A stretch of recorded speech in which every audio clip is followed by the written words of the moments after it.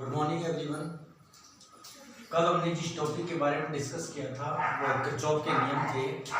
आज हम जिस टॉपिक के बारे में डिस्कस करने जा रहे हैं उस टॉपिक का नाम है Wheatstone Setu.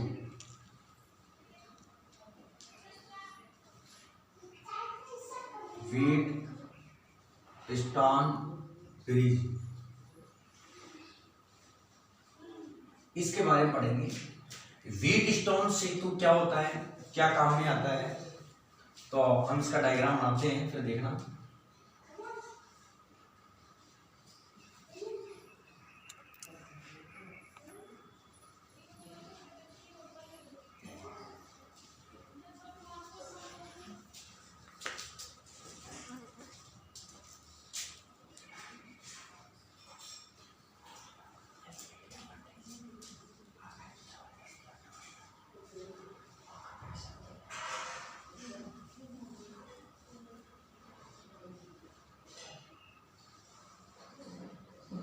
A B C D।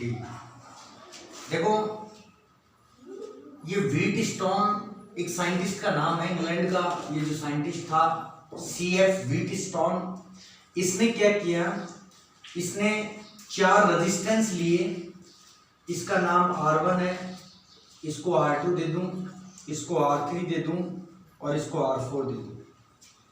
इन 4 प्रतिरोधों को चतुर्भुज की चारों भुजाओं में कनेक्ट करके और एक उसने गैल्वेनोमीटर लिया, एक विशेष प्रकार का इस तरीके का परिपथ तैयार किया जिसकी सहायता से अज्ञात प्रतिरोध का मान ज्ञात किया जाता है। यानी ये 3 रेजिस्टेंस अगर नोन है तो हम इस चौथे अननोन जो रेजिस्टेंस है इसका मान फाइंड आउट हम कर सकते हैं। तो व्हीटस्टोन सेतु एक ऐसी विद्युत युक्ति है जिसकी सहायता से हम अज्ञात प्रतिरोध का मान ज्ञात कर सकते हैं। और अब देखिए इसके अंदर इसकी स्ट्रक्चर ABCD एक चतुर्भुज है। इसकी इस भुजा में R1 प्रतिरोध, R2, R3, R4। इस R4 को अज्ञात प्रतिरोध मान लो। अब देखिए ये V वोल्ट की एक बैटरी लगी हुई है, ये कुंजी K1 है। अब यहां से करंट निकला I, करंट का डिस्ट्रीब्यूशन देखना, और इधर करंट I1 हो गया और इधर करंट I2 हो गया।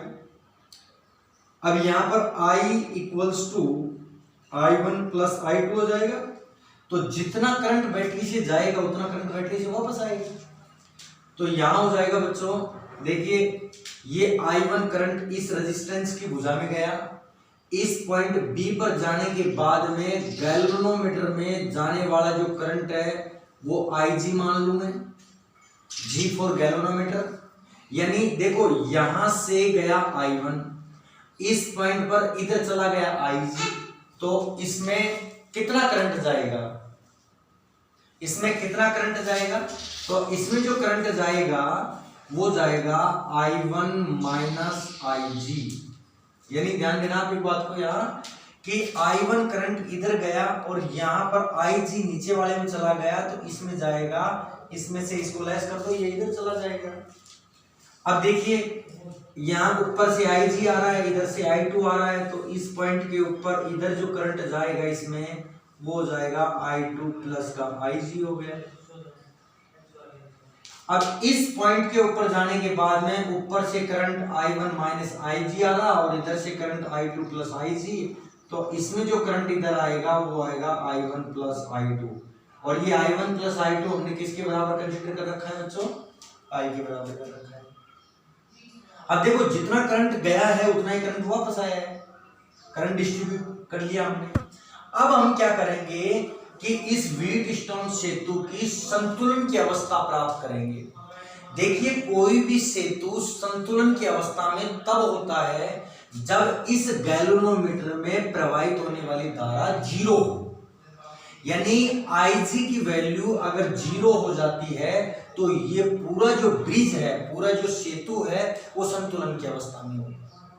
यानी संतुलन की अवस्था में होगा, शून्य विक्षेप की स्थिति में होगा। और जब मीटर ब्रिज का हम प्रैक्टिकल करेंगे तो उसमें शून्य विक्षेप पर ही हम बैलेंसिंग लेंथ मेजर करते हैं, वो आगे हम आपको पढ़ाएंगे। तो आपसे अगर ये पूछा जाए कि कोई व्हीटस्टोन सेतु संतुलन की अवस्था में कब होता है, तो आपको ये बोलना है कि गैल्वेनोमीटर में फ्लो होने वाला करंट कितना हो, 0। अब हम इससे ये पढ़ेंगे सेतु की संतुलन अवस्था का प्रतिबंध पढ़ेंगे। सेतु की संतुलन अवस्था का क्या पढ़ेंगे बच्चों, प्रतिबंध पढ़ेंगे। इसको आप यहां लिख सकते हो, अंदर धारा I1 प्लस I2 हो जाएगी इसकी धारा। अब देखिए हमें किरचॉफ का वोल्टेज लॉ लगाना है, केवीएल लगाना है। लूप यहां से ए बी डी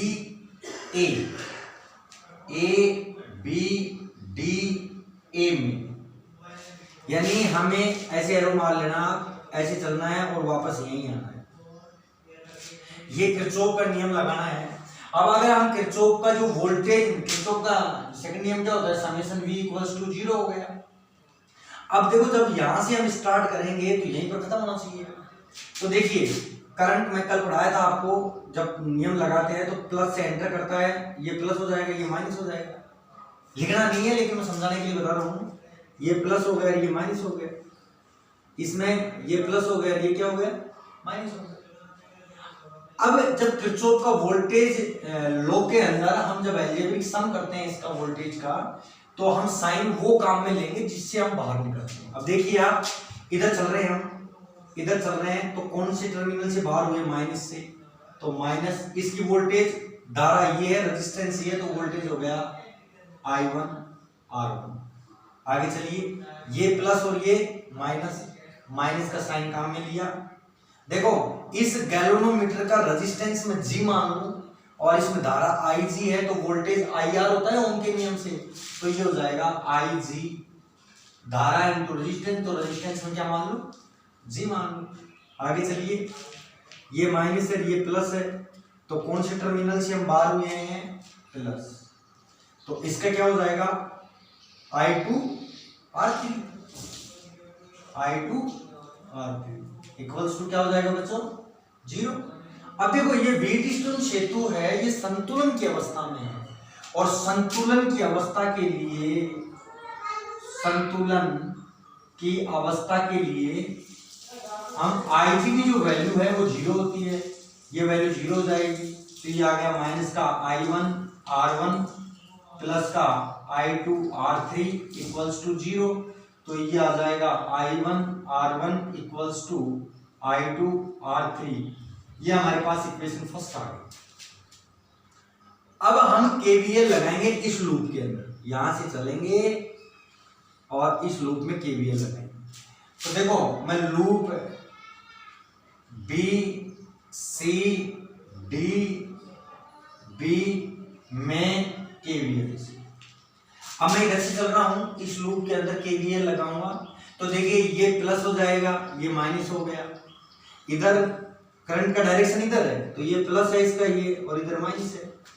इनको लिखना नहीं है, मैं समझाने के लिए बता रहा हूँ। देखो इसकी वोल्टेज बनाओ, धारा ये है और रेजिस्टेंस ये है, धारा इंटू रेजिस्टेंस, चिन्ह माइनस का आ जाएगा, I1 माइनस का IG इंटू R2। आगे चलिए, ये माइनस ये प्लस, तो प्लस का साइन काम में ले लेंगे, इसकी धारा ये है, रेजिस्टेंस ये है, तो ये हो जाएगा I2 plus IG into R4। आगे चलिए, ये माइनस है, ये प्लस, तो धारा ये है इंटू G इक्वल्स टू क्या हो जाएगा बच्चों, 0 हो जाएगा।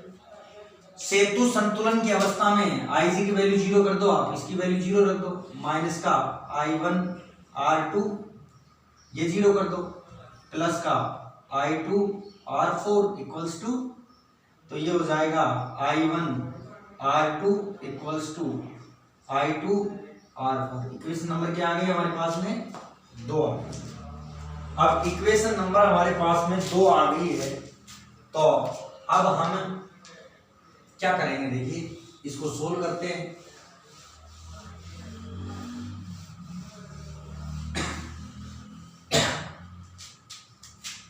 समीकरण 1 में 2 का भाग दे दो तो ये आ जाएगा I1 R1 upon I1 R2 और I2 R3 upon I2 R4। I2 से I2 कट जाएगा, I1 से I1, तो R1 upon R2 equals to R3 upon R4। अब इन चारों रेजिस्टेंसों में ये रिलेशन आ गया और इनमें से ये है अननोन, ये तीनों हमें पता है, तो अज्ञात प्रतिरोध का मान हम निकाल सकते हैं। R4 इक्वल्स टू क्या आएगा, R1 upon R2 equals to R3 upon R4। इसको बोलते हैं हम एक व्हीट स्टोन सेतु की संतुलन अवस्था का प्रतिबंध। संतुलन अवस्था का प्रतिबंध हो गया। बोर्ड के एग्जाम में आपसे डिस्कस किया जाए कि व्हीट स्टोन सेतु की संतुलन अवस्था का प्रतिबंध ज्ञात कीजिए, तो आपको यह आ जाएगा R1 अपॉन R2 बराबर R3 अपॉन R4। और सेतु संतुलन की अवस्था में कब होता है, जब गैल्वेनोमीटर में फ्लो होने वाला जो करंट है उसकी वैल्यू क्या है, 0 आए, तो उस सिचुएशन में सेतु संतुलन अवस्था में। अब इसके ऊपर हम आपको सेतु के ऊपर एक क्वेश्चन कराते हैं, और वो क्वेश्चन देखिए राजस्थान बोर्ड में एक बार आया वो भी हुआ है इस टाइप का सवाल, और किस टाइप का क्वेश्चन आपसे डिस्कस किया जा सकता है।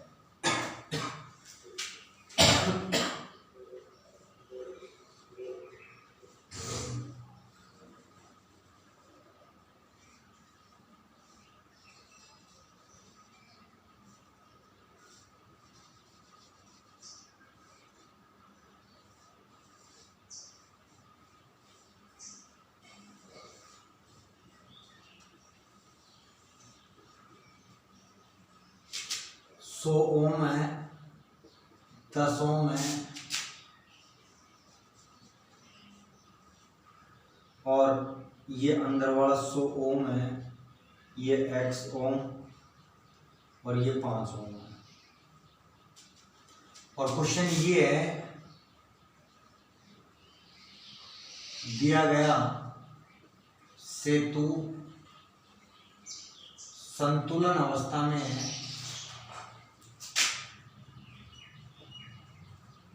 तो x का मान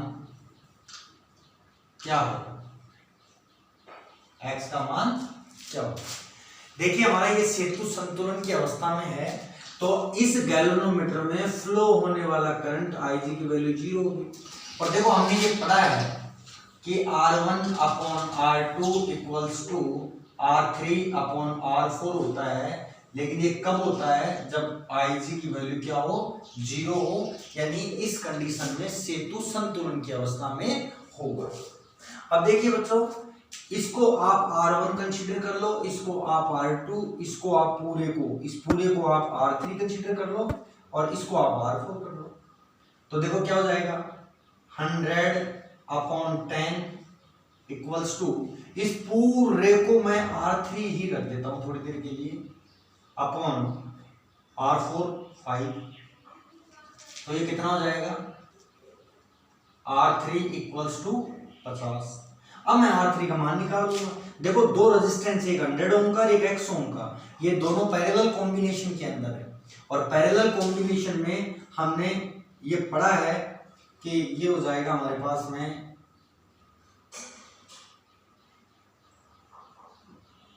100x upon x plus 100, R3 की वैल्यू ये हो जाएगी इक्वल्स टू 50, तो इसको क्रॉस मल्टीप्लाई कर दो, 100x equals to 50x plus 5000, इसको इधर भेज दो, 100 में से 50 गई तो 50x इक्वल्स टू 5000, और x की वैल्यू आ गई